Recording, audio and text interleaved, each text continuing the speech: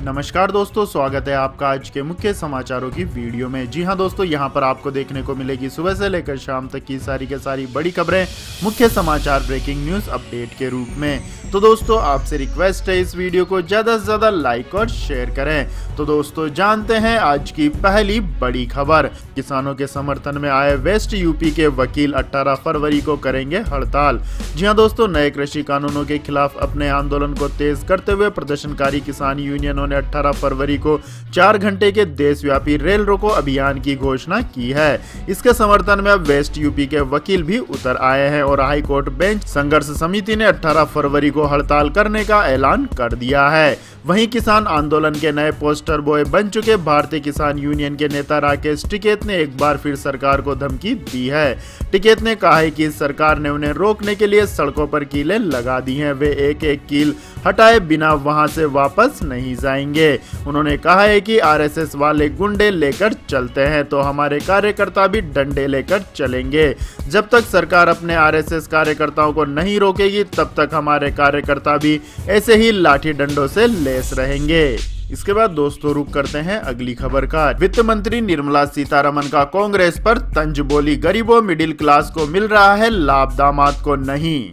जी हां दोस्तों, वित्त मंत्री निर्मला सीतारमण ने राज्यसभा में बजट पर जवाब दिया। वित्त मंत्री ने आरोप लगाया है कि विपक्ष की आदत बन गई है कि इस तरीके से तथ्यों को पेश करना कि कुछ नहीं किया जा रहा, जबकि गरीबों के लिए हमारी सरकार ने कितना कुछ किया है। हम योजनाएं चला रहे हैं। विभिन्न मुद्दों को लेकर सरकार को घेरने की कोशिश में जुटी कांग्रेस पर सीतारमण ने तंज कसते हुए कहा है कि हमारी योजनाओं का लाभ गरीबों और मध्यम वर्गीय लोगों को मिल रहा है, ना कि दामाद को। विपक्ष के आरोपों का जिक्र करते हुए उन्होंने कहा कि सरकार हर वर्ग के लोगों के लिए काम कर रही है, चाहे वह गरीब हो या फिर उद्यमी। हम पर सांठ गांठ वाले पूंजीवाद का आरोप लगाना बेबुनियाद है। गाँव में सड़कों का निर्माण, सौभाग्य योजना के तहत हर गाँव में बिजली, छोटे किसानों के खेतों में पैसा डालने जैसी योजनाएं गरीबों के लिए, ये न कि पूंजीपतियों के लिए है। उन्होंने जोर देकर कहा कि यह बजट आत्मनिर्भर भारत के लिए बनाया गया है। इसके बाद दोस्तों जान लेते हैं अगली बड़ी खबर। सांसद दिनेश त्रिवेदी ने राज्यसभा में किया इस्तीफे का ऐलान। मनमोहन सिंह सरकार में रह चुके हैं रेल मंत्री। जी हां दोस्तों, पश्चिम बंगाल में होने वाले विधानसभा चुनाव से पहले तृणमूल कांग्रेस के सांसद दिनेश त्रिवेदी ने मुख्यमंत्री ममता बनर्जी को बड़ा झटका दिया है।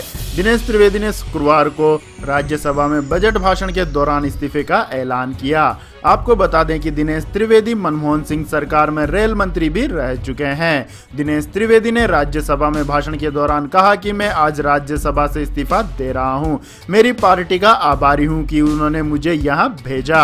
मुझे घुटन महसूस हो रही है कि राज्य में हो रही हिंसा पर हम कुछ नहीं कर पा रहे हैं। मेरी आत्मा मुझसे कहती है कि यदि आप यहां बैठे कुछ नहीं कर सकते तो आपको इस्तीफा दे देना चाहिए। मैं पश्चिम बंगाल के लोगों के लिए काम करना जारी रखूंगा। इसके बाद दोस्तों जान लेते हैं अगली बड़ी खबर। आईसीआईसीआई बैंक की पूर्व एमडी चंदा कोचर को मिली जमानत, कोर्ट ने इन शर्तों पर दी बेल। जी हां दोस्तों, आईसीआईसीआई बैंक की पूर्व एमडी और सीईओ चंदा कोचर को स्पेशल पीएमएलए कोर्ट से जमानत मिल गई है। कोर्ट ने चंदा कोचर को 5 लाख रुपए के निजी मुचलके पर जमानत दी है। कोर्ट ने चंदा कोचर को बिना कोर्ट की पूर्व मंजूरी के देश से बाहर नहीं जाने की हिदायत दी है। चंदा कोचर के खिलाफ वीडियोकॉन कंपनी को नियमों को ताक पर रखकर कर्ज देने का आरोप है। इस मामले में चंदा कोचर शुक्रवार को कोर्ट में पेश हुई थी। चंदा कोचर ने विशेष न्यायाधीश नांदगांवकर के समक्ष अपने वकील विजय अग्रवाल के माध्यम से जमानत याचिका दायर की। अदालत ने ईडी से उनकी जमानत अर्जी पर अपना जवाब दाखिल करने को कहा। चंदा कोचर के अलावा उनके पति दीपक कोचर भी आरोपी हैं और फिलहाल जेल में बंद हैं। इसके बाद दोस्तों रुक करते हैं अगली बड़ी खबर का। म्यांमार में चीन के खिलाफ सड़कों पर उतरे लोग, कहा अशांति पैदा कर रहा है ड्रैगन। जी हां दोस्तों, म्यांमार के नागरिकों ने शुक्रवार को सैन्य तानाशाह जनरल मिन ऑन्ग ह्यिंग का समर्थन करने के लिए चीन का विरोध किया है। प्रदर्शनकारियों ने कहा है कि चीन असली अपराधी है, वह शांति प्रिय देश के जीवन में अशांति पैदा कर रहा है। एक प्रदर्शनकारी ने कहा कि उन्होंने सेना को लोकतंत्र को दांव पर लगाने के लिए मजबूर किया है। विभिन्न आयु वर्ग के लोगों ने चीन के खिलाफ विरोध प्रदर्शन किया। विरोध में समाज के सभी वर्गों की भागीदारी देखी गई। प्रदर्शन के दौरान ऐसे कई बैनर बैनर दिखे जिस पर लिखा था सैन्य तानाशाह का समर्थन करना बंद करो। इससे पहले लाखों लोगों ने म्यांमार में जनरल मिंग ऑन्ग ह्लींग के खिलाफ विरोध प्रदर्शन किया। आपकी जानकारी के लिए बता दें दोस्तों, 1 फरवरी को म्यांमार की सेना ने तख्ता पलट किया और नवंबर 2020 के चुनाव में धोखाधड़ी का आरोप लगाते हुए नेशनल लीग ऑफ डेमोक्रेसी की लोकतांत्रिक रूप से चुनी गई सरकार को उखाड़ फेंका। इसके बाद दोस्तों जान लेते हैं अगली बड़ी खबर। देश का पहला सीएनजी ट्रैक्टर लॉन्च, जानिए इसकी खासियत। जी हां दोस्तों, केंद्रीय सड़क परिवहन मंत्री नितिन गडकरी ने शुक्रवार को दिल्ली में देश का पहला सीएनजी चालित ट्रैक्टर लॉन्च किया है। इससे प्रदूषण कम होगा और खर्च डीजल के मुकाबले कम आएगा। यह ट्रैक्टर जल्दी बाजार में उपलब्ध हो जाएगा। लॉन्च के मौके पर गडकरी के अलावा धर्मेंद्र प्रधान, जनरल वीके सिंह और पुरुषोत्तम रूपाला आदि मौजूद रहे। सड़क परिवहन मंत्रालय ने सीएनजी ट्रैक्टर के लिए मानक तय कर दिया है। इसी मानक के अनुसार ट्रैक्टर बाजार में उपलब्ध होंगे। ट्रैक्टर में सीएनजी किट लगाई जाएगी जिससे खेती पर आने वाले खर्च को कम किया जा सकेगा। ट्रैक्टर अन्य सीएनजी वाहनों की तरह स्टार्ट डीजल से होगा लेकिन बाद में सीएनजी से चलेगा। गडकरी ने कहा है कि CNG kit make in India के तहत बनाने की तैयारी है। उन्होंने कहा है कि कृषि में इस्तेमाल होने वाले अन्य उपकरणों को भी बायो सीएनजी में कन्वर्ट करने की योजना है। इसके बाद दोस्तों जान लेते हैं अगली बड़ी खबर। लेकिन दोस्तों अगली खबर जानने से पहले आप लोगों से गुजारिश है कि इस वीडियो में दिखाई गई खबरें अगर आपको पसंद आई हो तो इस वीडियो को लाइक करें, शेयर करें और हमारे चैनल को सब्सक्राइब करें। तो दोस्तों जान लेते हैं अगली बड़ी खबर। चीन में बीबीसी के प्रसारण पर लगाई गई रोक, शिनजियांग और कोरोना की खबरों से है नाराज। जी हां दोस्तों, चीन ने दुनिया के मशहूर मीडिया समूह बीबीसी के देश के अंदर प्रसारण पर रोक लगा दी है। चीन सरकार का आरोप है कि बीबीसी ने शिनजियांग प्रांत और कोविड-19 को लेकर बहुत सारी झूठी खबरें प्रसारित की है। इस फैसले को लेकर कहा गया है कि फर्जी खबर प्रसारित करने के किसी भी कदम को बर्दाश्त नहीं किया जाएगा। आदेश में कहा गया है कि बीबीसी वर्ल्ड न्यूज ने कंटेंट से जुड़े नियमों का उल्लंघन किया है। लिहाजा सरकारी फिल्म, टीवी और रेडियो प्रसारण ने बीबीसी को प्रसारण करने की मंजूरी रोक दी है। उसके सालाना मंजूरी के आवेदन को अस्वीकार कर दिया गया है। चीन के स्टेट फिल्म, टीवी और रेडियो एडमिनिस्ट्रेशन ने यह जानकारी दी है। इसके बाद दोस्तों जान लेते हैं अगली बड़ी खबर। इसके बाद दोस्तों रुक करते हैं आज के मौसम अपडेट्स का। तो दोस्तों आने वाले 24 घंटों के दौरान भी देश भर में मौसम शुष्क और साफ रहने की संभावना है। इस दौरान देश के किसी भी शहर में बारिश होने या गर्जना के साथ बौछारें गिरने की कोई आशंका नहीं है।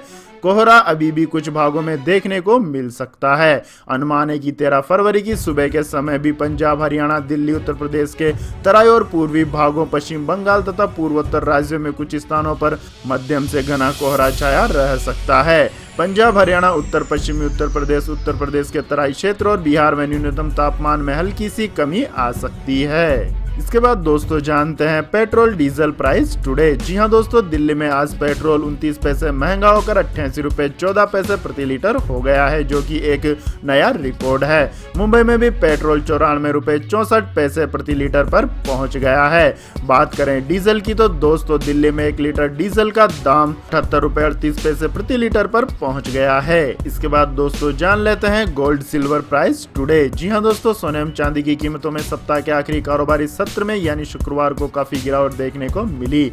एचडीएफसी सिक्योरिटीज के मुताबिक राष्ट्रीय राजधानी में शुक्रवार को सोने के मूल्य में 661 रुपए प्रति 10 ग्राम की भारी टूट देखने को मिली है। इससे दिल्ली में सोने का भाव 46,847 रुपए प्रति 10 ग्राम पर पहुंच गया। इससे पिछले सत्र में यानी गुरुवार को 10 ग्राम सोने का दाम 47,508 रुपए पर रहा था। सिक्योरिटीज के मुताबिक वैश्विक स्तर पर मांग में कमी आने से मूल्यवान धातुओं की कीमतों में गिरावट के साथ साथ रुपए के मूल्य में बढ़ोतरी से घरेलू सराफा बाजार में सोने एवं चांदी के भाव में यह उल्लेखनीय कमी देखने को मिली है। आगे बात करें दोस्तों तो राष्ट्रीय राजधानी दिल्ली में चांदी की कीमत में भी 347 रुपए प्रति किलोग्राम की गिरावट देखने को मिली। इस तरह दिल्ली में चांदी की कीमत 68,241 रुपए प्रति किलोग्राम पर रह गई। इससे पिछले सत्र में चांदी की कीमत 68,241 रुपए प्रति किलोग्राम थी। इसके बाद दोस्तों जान लेते हैं अगली बड़ी खबर। हवाई यात्रा करना हुआ महंगा, सरकार ने किराए में की 30% तक की बढ़ोतरी। जी हां दोस्तों, आने वाले दिनों में अगर आप भी किसी हवाई यात्रा का प्लान बना रहे हैं तो जरा ठहरिए।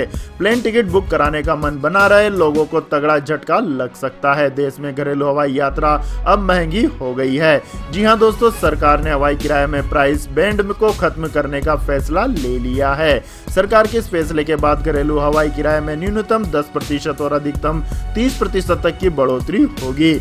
नागर विमानन मंत्री हरदीप सिंह पुरी ने हवाई यात्रा के किराए पर सीमाएं निर्धारित करने को असाधारण उपाय करार देते हुए कहा है कि जैसे ही उड़ान सेवाएं कोविड पूर्व के स्तर पर पहुंच जाएंगी, इनके किराए में प्राइस बैंड को खत्म कर दिया जाएगा।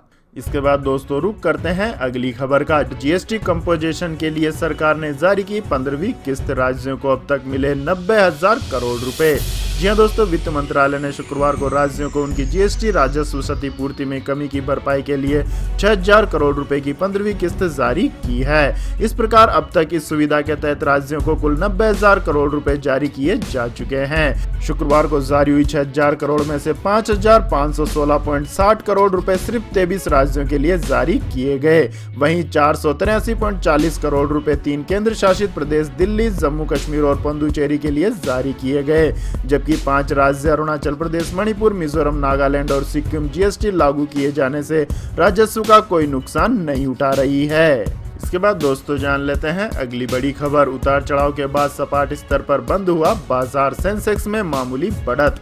जी हां दोस्तों, शेयर बाजार में शुक्रवार को उतार चढ़ाव देखने को मिला। सप्ताह के आखिरी कारोबारी दिन घरेलू शेयर बाजार सपाट स्तर पर बंद हुआ। बॉम्बे स्टॉक एक्सचेंज का सेंसेक्स 12.78 अंक यानी 0.02% ऊपर 51,544.30 के स्तर पर बंद हुआ। वहीं नेशनल स्टॉक एक्सचेंज का निफ्टी 10 अंक यानी 0.07% की गिरावट के साथ 15,163.30 के स्तर पर बंद हुआ। हालांकि शुक्रवार का दिन देश की सबसे बड़ी mortgage finance company HDFC limited के लिए शानदार रहा। एनएसई पर एचडीएफसी लिमिटेड के शेयर 1.03% की तेजी के साथ 2,789 रुपए के भाव पर बंद हुए। इसके बाद दोस्तों जान लेते हैं अगली बड़ी खबर। दूसरे टेस्ट के लिए इंग्लैंड की टीम ने किए 4 बदलाव, देखिए प्लेइंग 11। जी हां दोस्तों, दूसरे टेस्ट के लिए इंग्लैंड ने अपनी प्लेइंग 11 का ऐलान कर दिया है। भारत के खिलाफ दूसरे टेस्ट के लिए इंग्लैंड ने एक नहीं बल्कि 4 खिलाड़ियों को टीम के बाहर किया है। Tom base, James Anderson, Jofra Archer और जोसन बटलर दूसरे टेस्ट मैच में इंग्लैंड की टीम का हिस्सा नहीं है। आर्चर चोट की वजह से दूसरा टेस्ट मैच नहीं खेल पाएंगे। दूसरी टेस्ट मैच में इंग्लैंड की प्लेइंग 11 में मोइन अली, बेन फॉक्स और स्टुअर्ट ब्रॉड्स, क्रिस ब्रॉक्स और ओनली स्टोन जैसे खिलाड़ियों को शामिल किया गया है। आपको बता दें कि जोस बटलर बाकी बचे तीनों टेस्ट मैच से बाहर हो चुके हैं। उनकी जगह टेस्ट सीरीज में बेन फॉक्स विकेट कीपिंग की जिम्मेदारी संभालेंगे।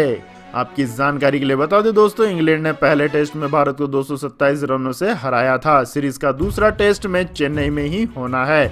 दूसरे टेस्ट में एक बार फिर जो रूट के परफॉर्मेंस पर हर किसी की नजर रहेगी। इसके बाद दोस्तों रुक करते हैं अगली खबर का। 48 मेगापिक्सल कैमरे वाला सैमसंग गैलेक्सी A12 भारत में अगले हफ्ते हो सकता है लॉन्च। जी हां दोस्तों, सैमसंग अगले कुछ दिनों में कई नए स्मार्टफोन बाजार में उतारने की तैयारी कर रही है, जिसमें बजट रेंज से लेकर प्रीमियम रेंज तक के कई डिवाइसेस शामिल हैं। इस लिस्ट में सैमसंग गैलेक्सी A12 का नाम भी शामिल हो गया है और रिपोर्ट के अनुसार ये स्मार्टफोन अगले हफ्ते भारत में लॉन्च किया जा सकता है। वैसे इसे नवंबर 2020 में यूरोप में लॉन्च किया जा चुका है और यह भारत में दस्तक देने के लिए लगभग तैयार है।